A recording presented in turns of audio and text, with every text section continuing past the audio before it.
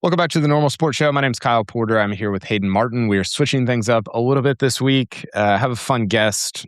Supposed to have a fun guest on later in the week when Hayden and I would normally record. So we're flipping it. Hayden and I are recording on Tuesday. Going to have a guest on Thursday.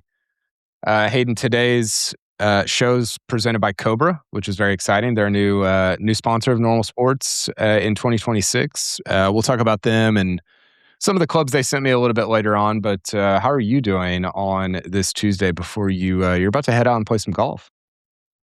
I'm doing well. Thanks for having me. I apologize to all the people who were tuning in on a Tuesday for an interesting golf guest, but got me instead. But I'm excited to be here. Excited to actually play a little golf this afternoon. You know, speaking of Cobra, last night was kind of going through my bag. I haven't played golf in 5 months, but I was swapping out another OEM 3-wood for my Cobra 3-wood that I love. Wow, we didn't even plan this.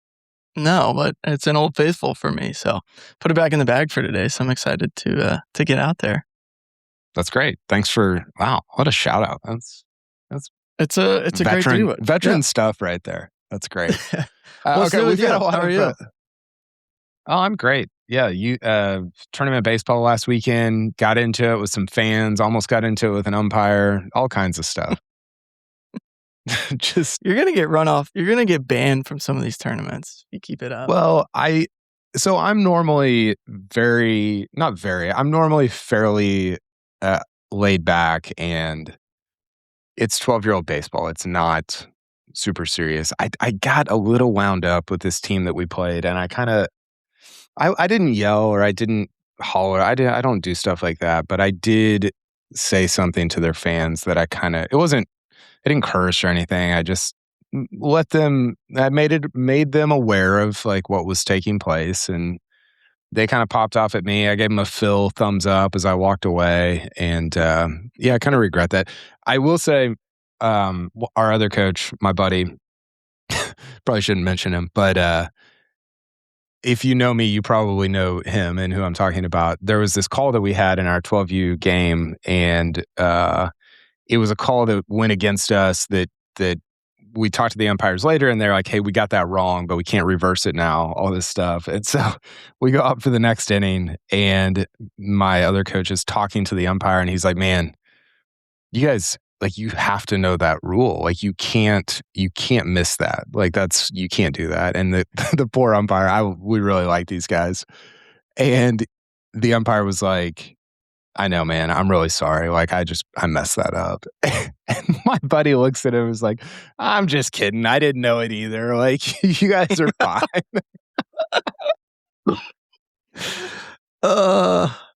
Man, it was so good. It's it's such a blast. That's fun. Speaking as someone who umpired a lot in their youth and has some tough memories on the field, I appreciate a coach who can. I appreciate a coach who is not going to take it very seriously.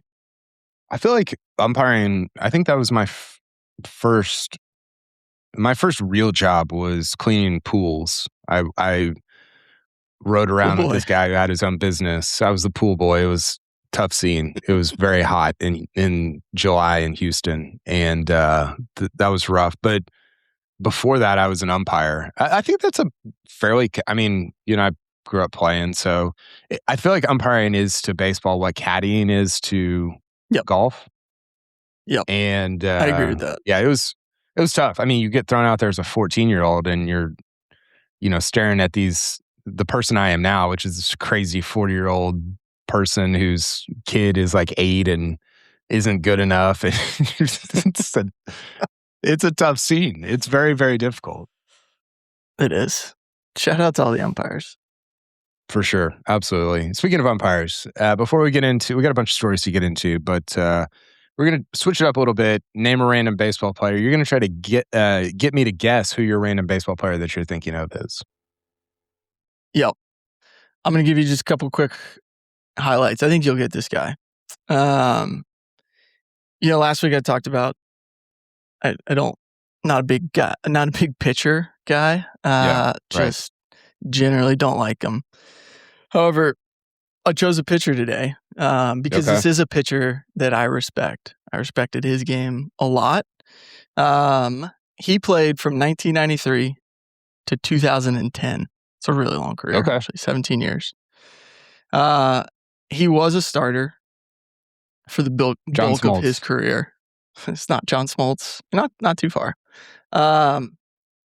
He has the most silver sluggers of any pitcher ever. Tom Glavine. Tom Glavine had 4. He was a great hitter. Yeah. Tom Glavine was second. He had 4 silver sluggers as a pitcher. Okay, so this guy had 5. More. He had 5 silver sluggers. He had 5 straight from 1999 to 2003. Lefty. I'm getting exposed here. Did he become a closer?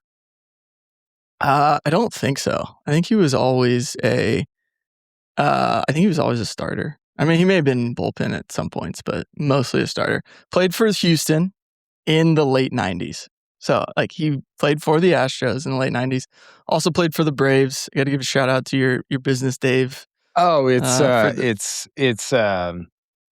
Mike Hampton. Mike Hampton. There you go. Let's go. Mike Hampton, you got him. Mike Hampton was a problem. I loved watching Mike Hampton hit. He could pitch too. He was a very good pitcher. He was so small. He was such a little guy. But in 1999, he was second in Cy Young voting and won the Silver Slugger. 22 wins. And also, I don't know what he hit for, but he was a Silver Slugger. So, I don't know. I loved Mike Hampton. Yeah, he was 5'10". No way he was 5'10". He's listed at 5'10". He was 5'8", maybe. Yeah. He was really good. And that was sort of the era where, guys may or may not have been. Yeah. Okay. Probably were. No, not him. I'm saying the hitters were juiced. I thought you were saying that's why he was such a good hitter. No. The guys he was facing were juicing. I don't. Yes. I mean, who knows if he was for sure, but maybe on his team. But yeah. Well, for sure on his team, absolutely. Career salary for Mike Hampton. Let's go 50. 125. Holy cow! I'm so under on these pitchers. Yeah, I mean, the bulk of it was with the Braves. I mean, he came up with the Astros. His first 2 years, he made 100,000, 130,000, 135,000, which is inconceivable nowadays, right? And he ended with the Braves 14 mil, 16 mil, which is crazy. Yeah. I always wonder, so Sports Illustrated used to be so good at this of where are they now? And they would do guys that were a lot more obscure than Mike Hampton, but I would totally consume any kind of content that was what is Mike Hampton doing now? Yeah. What does his day-to-day look like? Yeah. Oh, isn't that what Instagram's for? Well, that's where I always go. The other day, I went down a Josh Hamilton rabbit hole, but he doesn't have Yeah. What? I was just gonna say we went down a Gordon Beckham rabbit hole the other day. Totally, and you're well, yeah. You can only find out. So you're searching family members' Instagram. You're what am I doing? I need to get out of this rabbit hole. But I would love to know what somebody who made 125 million in his career and is 53 years old is doing right now. Yeah, I don't know. Okay, my guy. You want me to do the same thing? Give you clues? Up to you. If you think I'll get him, okay. You're gonna just expose me on here. This guy played a similar time frame, 1993 to 2012. He hit 468 home runs. He played for the same team his entire career. He played in the National League. Larry Walker? No, but same name. Okay. What? He's got the same name. Same first name, sorry. Oh. What, Larry? Mm-hmm. Nobody called him Larry, but Oh, wait, Lance Berkman? No. Chipper Jones. I don't know. His first name was Larry. Oh my gosh, David is going to be so mad I didn't know that. I didn't know his first name was Larry. Is Chipper Jones in the Hall of Fame? Yes. Is he? Gotta be. Yeah, 2018. Okay. I had somebody reach out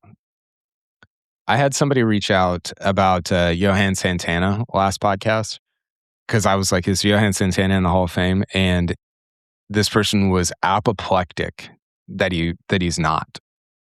Because he was like, his best years were like Sandy Koufax's best years. Like, why? Like, he said, this is my Roman Empire or something like that. Like, he was so angry about Johan Santana not being in the Hall of Fame, which is a very like hilarious, corner to be on, and is probably similar to some of the corners that I'm on in the golf world.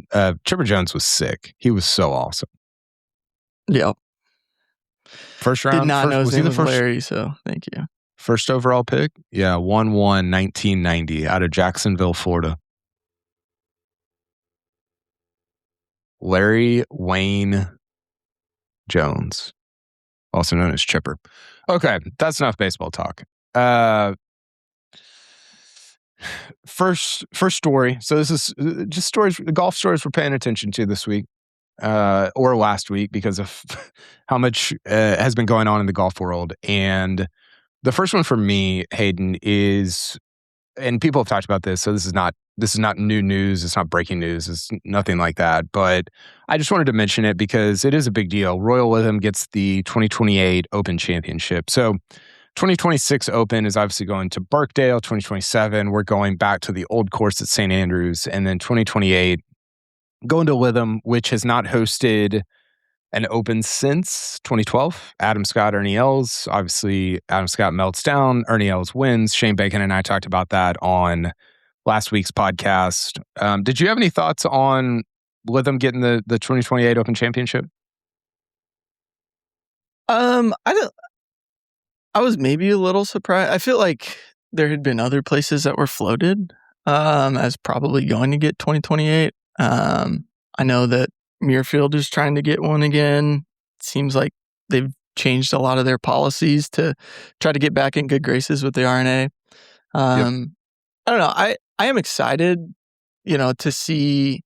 I don't know. I think anytime that, for me, that is my favorite major of the year. Anytime they announce something, it's 2 years away versus what we get with the USGA, where they're planning things out for, when I'm a grandfather, hopefully. But like I don't know it's going to be what the world looks like in that length of time. But like, I don't know. The RNA to me does a good job of keeping me excited about what's coming. I think I'm looking forward to this year at Birkdale, looking forward to obviously St. Andrews next year. So yeah, I think there's a lot of, it feels like there's more courses in the Open Rota that have the option to host that maybe we're not seeing. Especially like when you start bringing in Portrush, right? Like we've had 2 at Portrush in the last however many years, and you're starting to lose some of these courses. So I don't know. I think it'll be good to go back there. Yeah, it is interesting. Jeff Shackelford had a really good piece.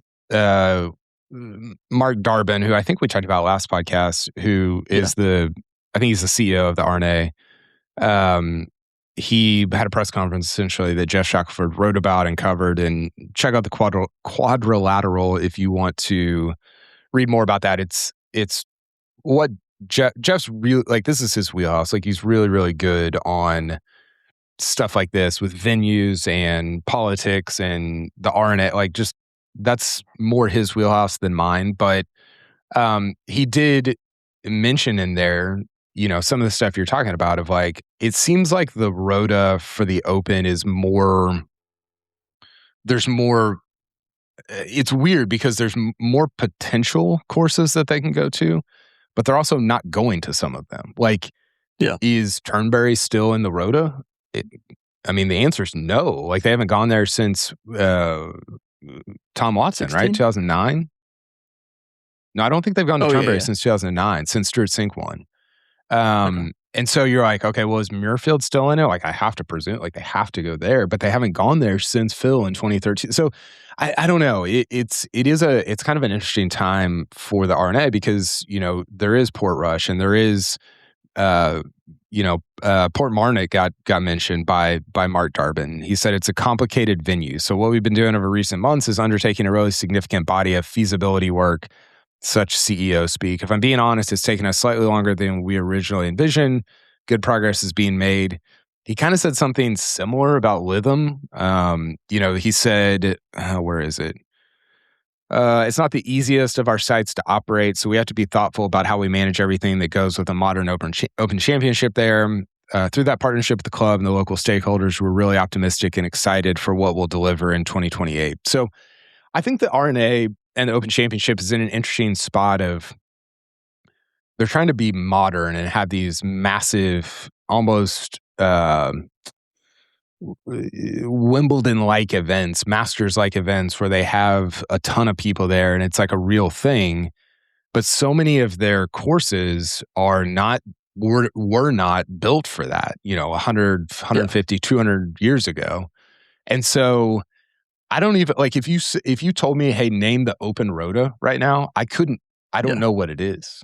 And I think that is that's fascinating because it's on one hand it's cool, or you might start going to some places that you didn't before because they're more set up for hosting a ton of people, but it also might not be cool because you might not go to some places that you did go to before because they're not able to handle the amount of people that you have coming to your event. Yeah. And I think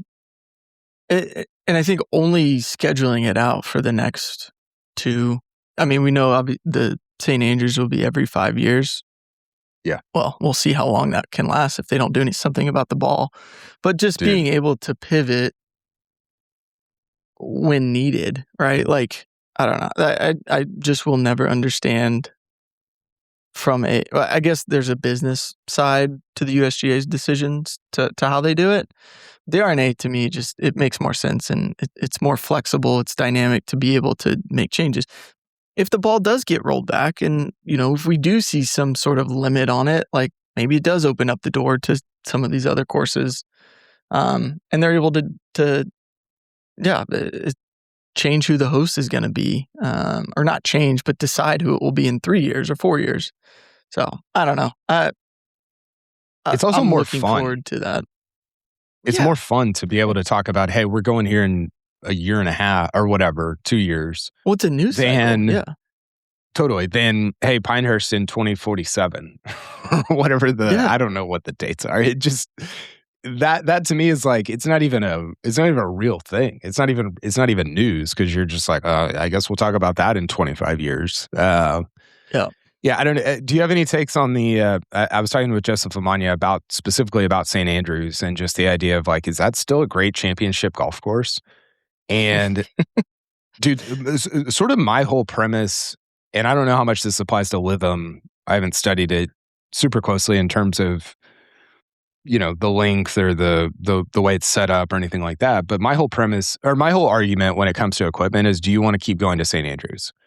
Because if you, and I've been saying that phrase for almost, I guess, 3 years now. Because if you don't want to go to St. Andrews, then fine, don't care about reining in equipment. Like that's totally those worldviews are like you can hold both of those worldviews at the same time. But if you want to keep going to St. Andrews as a major championship venue, you can't also be anti-rollback. Like you cannot hold both of those those sort of like theses about golf at the same time. They don't line up. They don't match. That whole thing is that. I mean, the Open is probably where the place where it most comes to a head in terms of talking points and what the future looks like. Yeah, I so wish. I know people talked about it with the Masters, right? Like players just show up to the Masters and like, hey, this is the ball we're using. We're using this limited flight ball for this tournament. Like, these guys are just not going to play. And to me, it's like, the Open should somewhat be it should also be that in my mind, where those courses just were not built for this ball that flies as far as it does. I don't know. That's a whole podcast with actual smart people to talk about, I'm sure, but it just doesn't make sense to me. Yeah, and St. Andrews I think is an interesting one because like if the wind blows, like I still think it's a great test. Mhm.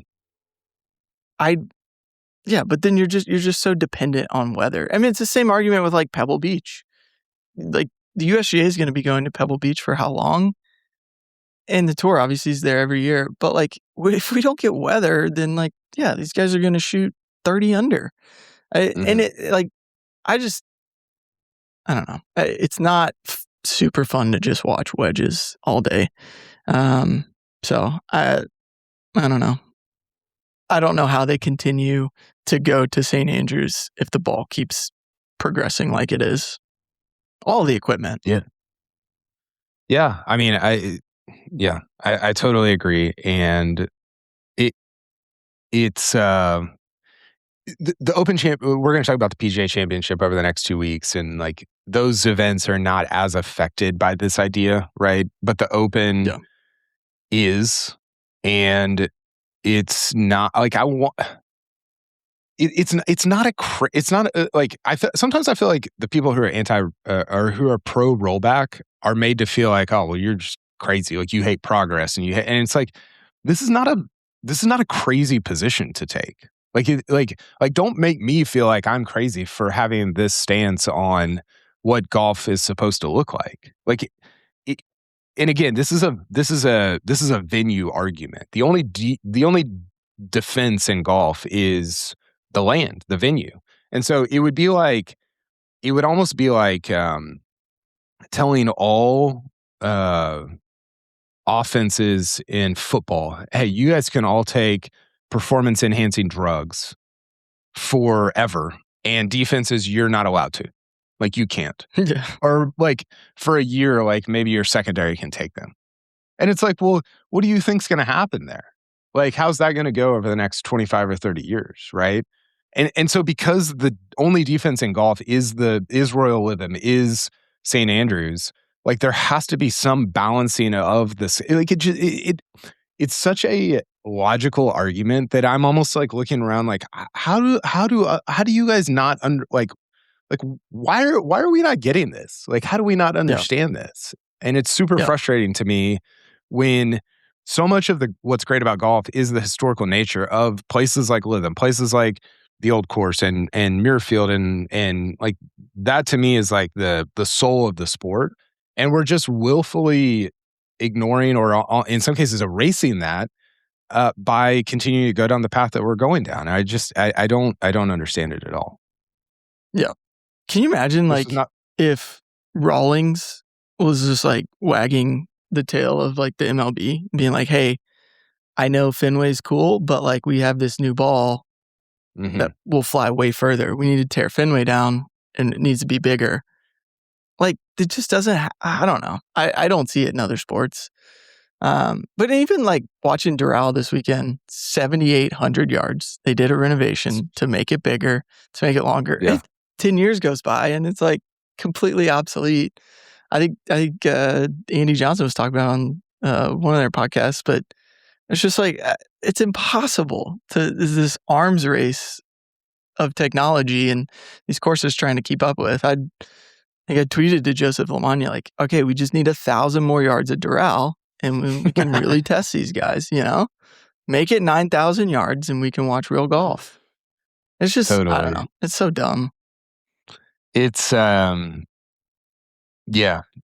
It really is. Like, and again, like people have made this argument about. So I've been watching a lot of Baseball Bat Bros, the YouTube channel, with my kids. They're super into to baseball bats, and so for people that haven't seen it, it's basically this guy who played Division I.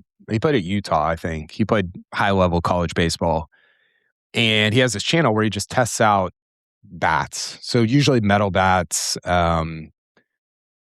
sometimes wood. Like he'll make his own bat. He'll shave down a bat to see how far he can hit it. It's very fun. He's very charismatic. He's very good at it, and he hits bombs. Have you seen him, Hayden? Yes. He absolutely mashes the ball. I've seen him hit like 120 exit velo. Like he hit 129 the other day. Yeah, it's insane. It's crazy. And one of my sons was like, why, how can this guy not play in Major League Baseball? And I'm like, well, there's well, he's a thrower. Yeah, there's more. Yeah, he's a thrower, not a hitter, or a thrower, not a pitcher. He's a swinger, not a hitter. But all that to say, like, it would be complete insanity if the bats that he was using to hit 129 exit velo were being used by Shohei and Fernando Tatis and Acuna. It'd be like it would be such an obvious thing that it would be like, what? Like, and I guess this is what happens. It's the idea of like, you can't, if you throw a frog into a boiling pot, it'll jump out. But if you slowly boil it over time, it won't notice it until it dies. That's what's happened with golf, where if you gave, like, if next year, instead of the strike, if somehow the players negotiated, hey, we're just going to use metal bats this year and we'll take a lower percentage of the money and we won't have a strike in Major League Baseball, there would like, people would be like, what the heck are we doing? Like, this is dangerous. Yeah. It's insane. Like, it's not what we should be doing. But because it's been like slow creep over time in golf, we don't say that. Everybody's just like, yeah, it's just kind of the way things are. And it's like, man, this is complete insanity. Yeah. And I don't want to be, I feel like maybe I'm being a little unfair. These guys are just really good athletes too.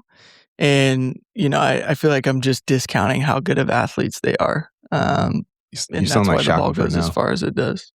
I'm sorry. The raw salmon and the sushi and yeah, exactly. The fitness trailers. Okay, we need to move on to something that's less controversial, like National Links Trust. Let's talk about that. This is our second story that we're paying attention to this week.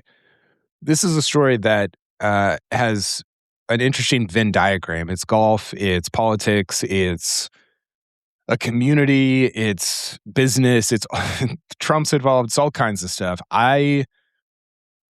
Joel, if you haven't read or if you don't know what's going on, go read either Joel Beal, who's written very well on this, or Garrett Morrison of the Fried Egg, who's talked about and I believe written very well on this. Those are kind of the two sources of, hey, what is this? Why should I care about it? What's going on? Go read them.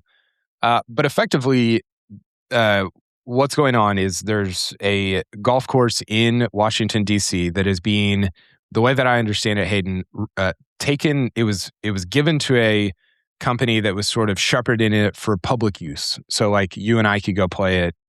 It was a very cool piece of property that was within shouting distance of the White House. It's very cool land. And it was a very cool kind of community-based golf course that was being used for that.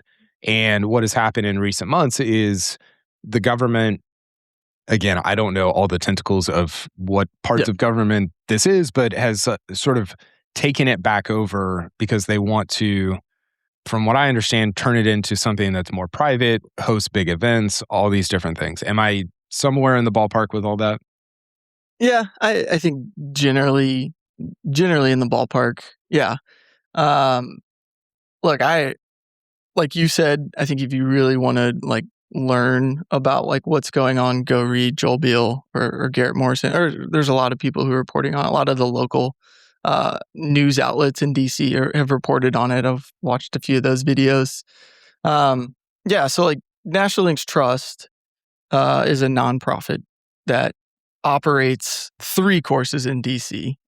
So it's East Potomac is the main one that this has all been about. They also so this was, I think, back in like 2019 or 2020, they signed a 50-year lease with the National Parks Department to run and operate the government. The government. Because all 3 of these courses are considered national parks property. So they run all 3 of these courses, Langston, Rock Creek, and East Potomac. And I was trying to read through some of the notes. But at the end of 2025, all the reports and what it came out was that some say Trump and, people within his department wanted to turn East Potomac into, this was a quote from Trump, a beautiful U.S. Open caliber course.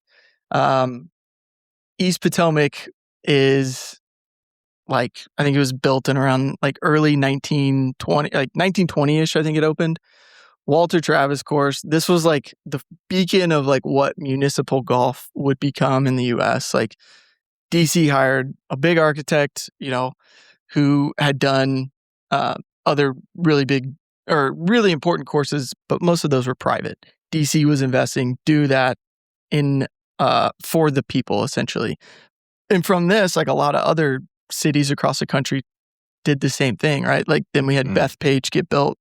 After that, Wilson golf course in LA. So to me, it was just DC and the three courses in DC represented what municipal golf should be in the country. And it was a model for people to follow. And so National Links Trust wanted to do the same thing. They wanted to restore these courses back to their potential, back to a golden age architecture, which was lost over the years, like most municipal courses, or what happens to most municipal courses. So NLT came in and raised a bunch of money and were hey, we're going to make these improvements. And then last fall, Trump's organization or whatever, Trump's department said, hey, they're not doing a good enough job. They're not, the big thing that people kept saying was they didn't pay rent. Part of their rent agreement was that if they made capital improvements to offset the rent, it was fine. And they made those, that was signed in their deal. And they've made over $11 million. Mike McCartan has said that in their capital improvements, they've done those things. They're doing those things. And then it was also they're taking too long to do these things. It was NLT's we're on the schedule of the parks. We have to get everything approved by the government to make it happen. We can't move any faster because we're waiting. We're all for looking for the guy who did this. It's literally I don't know. And then, they did that at the end of 2025. And then the government was well, we just need National Links Trust to continue to just operate everything. So NLT's still operating it. But then it was, I think last week they reported they were going to shut down East Potomac to start these renovations. They have Tom Fazio coming in to, make the who knows what's going to happen. But a judge yesterday was trying to stop some of this, stop this project from starting. And I think some of the things I was reading was just they're there's not really a plan in place. But then there's documents that show, a proposal for America's 250th anniversary, which is this year, that would turn East Potomac into Washington National Golf Course, which it's raised $50 million of fundraising already. It's things are happening to make this vision happen that Trump or whoever it is has for what they want East Potomac to become. And it's just to me, it's everything that's wrong. What people view as wrong with golf, I feel is in this story. It's about wealthy people who want to essentially have their own place to play. But that to me is just not what East Potomac and what municipal golf represents or should represent. It should be affordable. It should be accessible. And to have golden age architecture thrown in there too is that's a huge plus. And to come in and try to build something new, I don't know what they're going to do. They've said, no, we're not really going to change it. We're just going to make it nicer. It's still going to be affordable. I mean, you can say all those things, but I don't believe that that's what will happen. And as somebody who, I went up myself and Brett Messerall, who's and a couple other guys, we started the Dallas Golf Initiative. All of that was based off of what NLT was doing in DC. We flew up to DC, went to the Symposium on Municipal Golf, met with those guys, learned what they were doing, or have tried to recreate that in Dallas, or would love to see that happen in Dallas. So I maybe I'm a little biased because I know those guys a little bit, but just seeing what they've done. Mike McCartan wrote his college thesis on this model, and these guys are just invested in their communities and what they want to see happen, and creating a great golf course and experience for the community. So I don't know. I know I'm rambling. I was fired up, and it sucks when you read something like this.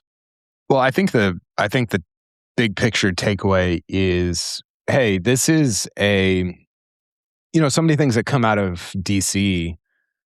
are sort of harbingers for what's going to happen with the rest of the country, whether it's political or cultural or societal or whatever. And so when your government, who again, like produces these harbingers for how the rest of the country goes, is saying like, yeah, like public golf, like, I don't know if we really want to do that. It's super frustrating for people like you and me who look to the European model and see like, oh, golf is like incredibly communal, and it brings people together, and it's not super expensive. And when you have your own government or people or whatever that are sort of insinuating or even making moves toward the opposite of that, you're like, this is why people have such a negative view of golf. I think sometimes I run into people, Hayden, who, when I tell them that I run a golf newsletter, I cover golf, like their reaction, if they're not in it, if they're not into golf, is kind of like, oh, like they almost have this view of like it being super stuffy and stuck up, and like this is why, like this is the reason why people have this view. And I'm like, the thing that I always tell people is no, like golf is just a 6-mile hike when you're carrying metal sticks, normal sport, like to hang out with people and to talk and to spend time together and to, hopefully hit a couple good shots. Like that's what it is. It's not what this story is sort of portraying it to be, which is this like, and I know we talk about pro golf a lot, and pro golf is very different than the type of golf that you and I play, but I don't know. That's the part of it that really frustrates me the most, I think. Yeah.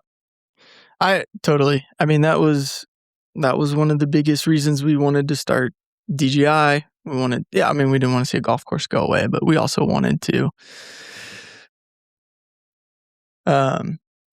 just wanted to see a community kind of come around a golf course. And there are a lot of golf courses that do this really well. There are, it's not everywhere, but there are a lot of golf courses that don't. And it's a bummer, but I don't know what's going to happen. I guess we'll see. Yeah, we'll keep following that. Okay, before we get to our next story, Cobra Golf. Speaking of equipment, Cobra Golf is sponsoring Normal Sport and the newsletter and our podcast. We're very grateful to them. They just sent me a new set of clubs, Hayden. Some all black irons, which are just sweet looking. And they sent me the new Optum driver, which is shaped for speed and accuracy. Cobra has combined a more balanced head shape that reduces side spin on off-center strikes, which I need, with an aerodynamic head shape to ensure maximum club head speed. That's a very normal sport sentence. You don't hear that in a lot of other sports. But as you know, Hayden, I'm all about speed. I just got this driver in the bag. I'm pumped too. I'm actually a little bit of a name drop, but I'm going to play, I think, Trinity Forest early next week. So I'm excited to check it out. It's a good place to see how much speed you have, because it's very wide open.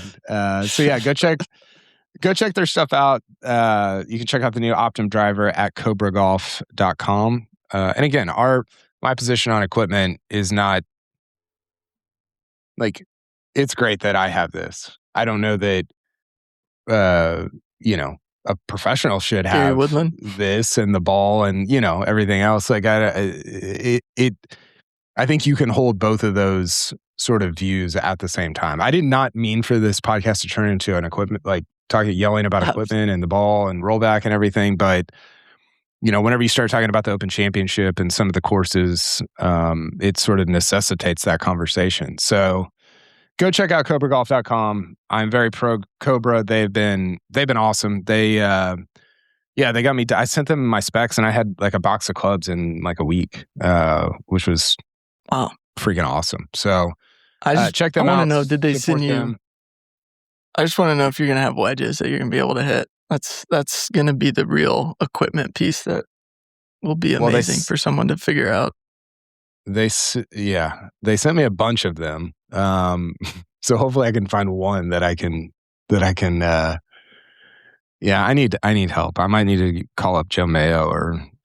At Trinity Force, you can putt it. You can putt it, so you're going to be fine. You're probably going to go out there. Well, that's what I did last year. 76 and feel great. Last year I went out and I think I bogeyed the last to shoot 80, and it was because I putted everywhere. Yeah, it's like playing it's like playing Lytham. Okay, a couple more stories here. I know you got to get running here, Hayden, but Rory McIlroy turned 37 on Monday, which is kind of crazy that, I don't know, he's just perpetually someone that you're like, isn't he just going to be 28 forever? He's getting closer to 40, and he's 37. He'll play Quail Hollow this week in kind of the last tournament right before the PGA Championship. But I tweeted out these numbers, Hayden, and it got a lot more attention and run than maybe I thought it would. So I'm just going to read these out. I tweeted out Tiger, Rory, and Phil's numbers at age 37. So on their 37th birthday. So I don't know how we want to do this, but Tiger and Rory have kind of played the same amount of events. Tiger played about 290, Rory 280. Tiger won again, this is on his 37th birthday, 25% of the time. Rory won 11% of the time. Phil played way more than both of them, about 350, 360 events, and he only won 9% of the time. So he's just below Rory. And then Tiger's number is insane. 25% win rate through like on his 37th birthday is just a joke. The real number that stood out to me though was number of top five. So this is all via Data Golf. They've got a career evolution tool that's very, very cool. You can go look at,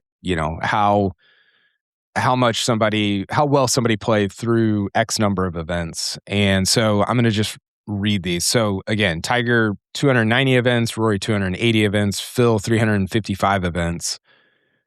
Tiger had 148 top fives in his first 290 events, which is 51% top five rate, which is that's insane. It's a joke. Like, that is a joke. For half. Rory and Phil are both at about 85 top five. So for Rory, that was 31% top five rate, and Phil 24% top five rate. And then you get into major championships. Tiger had won 14 at age 37. Rory has won 6, and Phil had only won 3. He won 3 more after turning 37.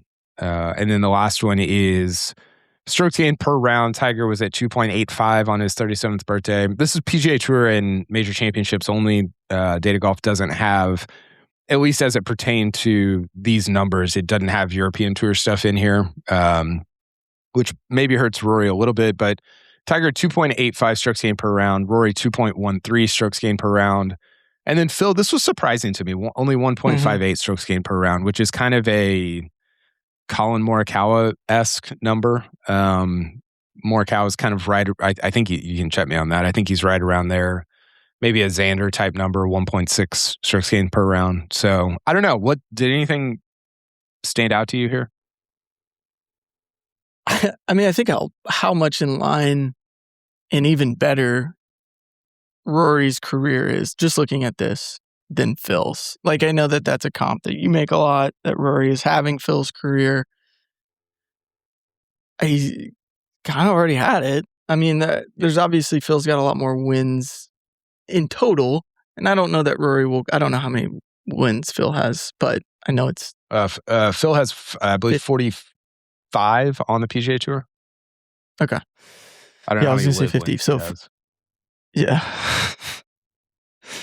I don't know how many matches the High Flyers have won. Gosh. But I just think looking at these numbers, I'm surprised at how high, like, just that Rory's numbers are higher from a win percentage, from a top 5 percentage perspective.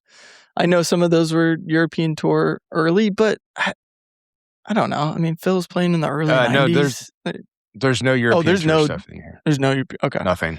Yeah. So then Rory's numbers are even higher than what you said. So I think I don't know if it's surprising to see Rory's numbers as high as they are, but yeah, I think it just reiterates the fact that he has had Phil's career, and he's still got how many years of I don't know if we're calling it prime, but he's got years of like top 2 player in the world golf. So I don't know. It makes for a very compelling case, like what you said, that Rory is already a top 10 player of all time.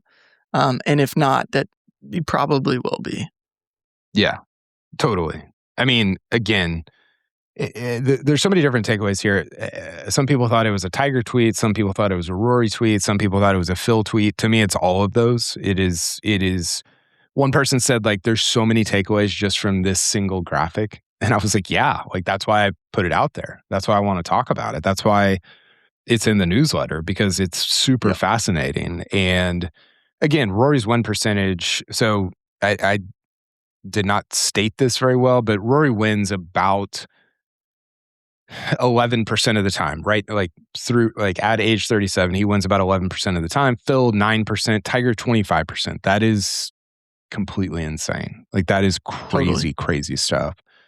And I think that I'm very interested in what Rory's ceiling is, because you're right. Like he's kind of had Phil's entire career already at age 37, just because he won majors early and Phil didn't. And so that's sort of the difference between them. If you kind of stretch those majors out more over time, then he would be having Phil's career almost exactly, like in terms of the numbers. I mean, even on here through on their 37th birthday, 86 top fives at regular events for Rory, 84 for Phil.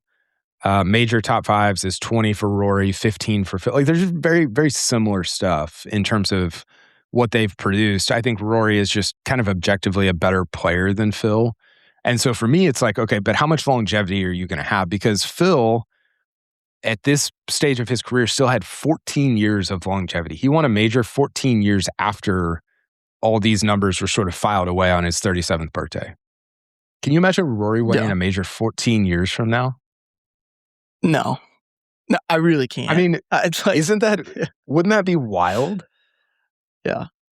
And so to me, I put this out also on Monday. I said, I think Rory's ceiling is 45 PGA Tour wins and 9 major championships. 3 guys have done that: Tiger, Jack, and Ben Hogan. And so if you're like, if Rory gets to, I think he could get to 9 majors, probably won't. I think he could get to 45 PGA Tour wins, probably won't play enough to get there, in my opinion. But if he gets to those numbers and he's with those 3 guys as somebody that's won the career slam, is Rory like the 6th best player that's ever lived, or the 5th best, or like the 4th best? Like that, we're starting to get into that conversation of like, what are like, are we actually like comprehending what we're watching here? Because I don't know that people are fully understanding what is kind of going down right now. Yeah. Well, yeah. And I think that part of that is because of the left-hand column on here in Tiger, and that everyone watching Rory right now lived through Tiger. And I just think it's so hard for us to, like quantify just after seeing Tiger do what he did. And it was so obvious as he was doing it that this is either the greatest or second greatest of all time. With Rory, and it's kind of the same thing with Phil, like as you're watching it, you don't know. Because I think that's part of Rory too, is you don't know who you're going to get a lot of times when Rory shows up, right? Know who he's gonna get. No, yeah. With Tiger, it was like, we know who we're going to get, like when he shows up. And to me, that's what's so fascinating about Rory and other players. But specifically Rory, like, I mean, you say his ceiling is 9. I don't think his ceiling is 9. I think 9 is like 75th percentile. I think his ceiling is probably double digits, like 10, 11, like ceiling. I think realistically, It's probably 7 or 8. But like, if he gets to 11 majors, Hayden, I will make the argument that he's the third best golfer that's ever lived, that's ever walked on Earth. Yeah, I would want nothing less from you. I think in this era, and I think with the longevity for him to get to that number, he's going to have to be playing into his mid-40s, which would be a almost 30-year 30-year career, like we saw from Phil, but with more majors. So I'm not going to argue top 5 for sure. I don't know. Well, that's what's going to be really interesting is we've talked about this with him and Scotty Scheffler, is the underrated part of their game is how good their body of work is, how good their short game is. And so I think that's where, like, as Rory gets into, like, he's 43, 44, 45, like Justin Rose territory, yeah, he's probably not going to hit it as far as he did when he was 31, but the short game is probably going to hold up. And so you're like, he could pick off a couple opens when he's like 44 years old. Like, that's not a crazy thing. Yeah, I mean, the ceiling being 10 or 11 majors is that's crazy. But I think the other part that you mentioned is the era that he's in, and I've made this argument and people disagree. Maybe you disagree, and that's fine. But golf is getting progressively better over time. There's more money in it. Players are getting better. Data Golf's done a couple studies on this of like, hey, it's just like there's different numbers that you can look at that show like, hey, it's just deeper now. And you could argue like the top has always been as good or whatever, but it's difficult to argue against the fact that it's deeper now than it was 40 years ago. And the fact that, again, you can't play defense against other golfers. And because of that, it gets harder to win over time because you're playing against guys that are closer to as good as the best. There's more of those guys out there than there were 40 years ago. And so you have a Brian Harmon have the week of his life. You have a Wyndham Clark have the week of his life. You have a Cam Smith. Think of JJ Spawn. Think about 30 years ago, maybe Cam Smith and Wyndham Clark aren't even playing golf, and Rory's got 8 majors already. Right? I mean, that's like, neither of those guys is ever going to win another major. And they had the week of their life that kept Rory from St. Andrews and LAC and whatever. You could play that game all day long. But I think what Rory is doing in his era is more impressive. It's not more impressive than Tiger, but it's more impressive than what Phil did in his era. I think that's pretty objectively true. Would you argue against that at all? Yeah. I mean, the only thing I would argue against it is Phil's longevity. Like, Rory is almost, I think Rory's on track to match that longevity. The thing that is so impressive to me about Phil is however many decades he played in, 4, 5, I don't even know. But to me, that's where Phil still has like the incredibly impressive resume of like, Phil also changed his like entire way he played golf when he chased distance and all those things like successfully for a little bit there in the late 2010s. But I am with you in, I don't know, people don't need to hear us just go on and on about Rory, but I'm with you. Yeah. Speaking of going on and on about somebody, last thing I want to talk about, we'll get to Cam Young. Jeff Shackelford wrote that Cam Young is the favorite for the PGA Championship, which I mean, it's definitely an argument. I don't know that I would make it, but it's super interesting. After winning Doral, kind of called him I don't think he's like the literal favorite based on books, but he might actually be the favorite to win the PGA, which is crazy. We'll talk about that next week. I do want to talk real quick before you go, Hayden, about Nelly Korda. Nelly won in Mexico last week. She's lost to 3 golfers this year. She's lost to 2 humans this year. One of them beat her twice, which is crazy. But she has 3 seconds and 3 firsts through the year. Yep.